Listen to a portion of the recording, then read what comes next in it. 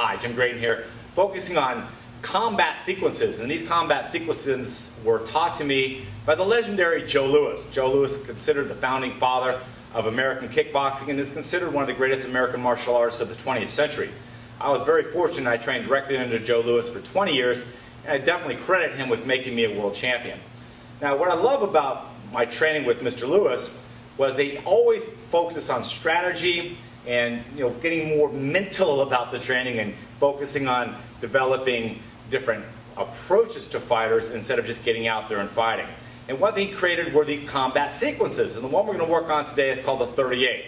Now, why is it called the 38? Well, each one of the combat sequences has a theme.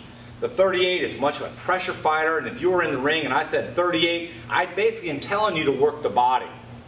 Now, why is it named after the pistol 38? Because Mr. Louis wanted you to hit the body and you feel some penetration and when you hit, but it feels like big holes coming out your back. In other words, just like a 38 brings a small hole going in, big hole going out. You want a penetrating body shot when you work the 38. Now, in all these combat sequences, we're going to be working in modules. In other words, this is a long pattern.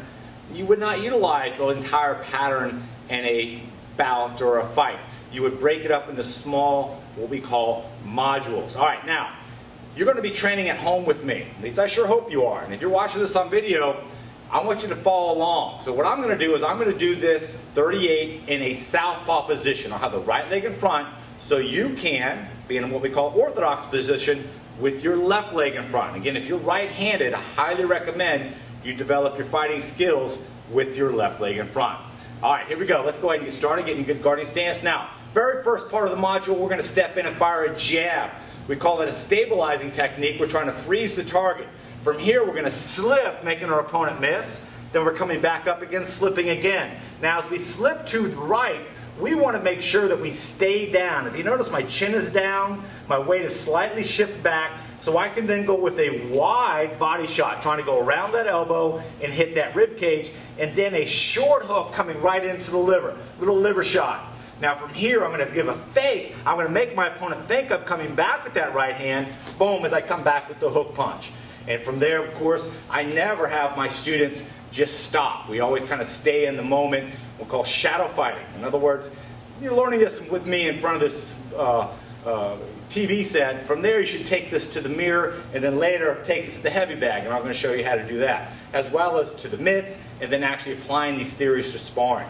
So let's go over again the first module of the 38. Again, stabilize the target with the jab. Hand comes right back to the cheekbone, chin down. Again, slipping to your left, avoiding that jab. And you notice when I slip, I shift that weight forward. I come back, slip to the right. Weight slip slightly backwards, my heels down, about probably, I'd say 55% of my weight on my back leg, 45 on front, so I can cover some distance, coming around the elbow, creating power by shifting that weight forward, then coming back with a short 45-degree angle liver shot. So again, as we look at these two punches, one's wide, going around the rib, or go around the elbow to get to the rib, and then your opponent, if you go wide, what's your opponent going to think the other punch is going to go?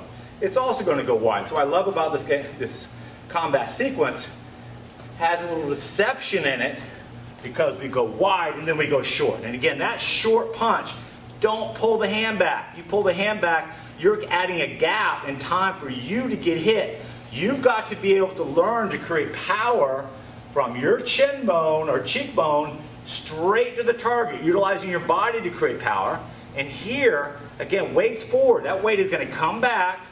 And again, we want to move the body first and boom, then release right at the end. And if you notice, that hand did not come back at all. It goes straight to the target as my weight goes forward or comes back again. Now, I'm going to push this right shoulder forward, making my opponent think that I'm throwing that right hand. Well, he's going to, of course, block that right hand, bam, and hopefully run right back into that hook punch. So let's go over that module again. Again, here we go. Jab, slip, slip, stay down, wide, short, come back, hook.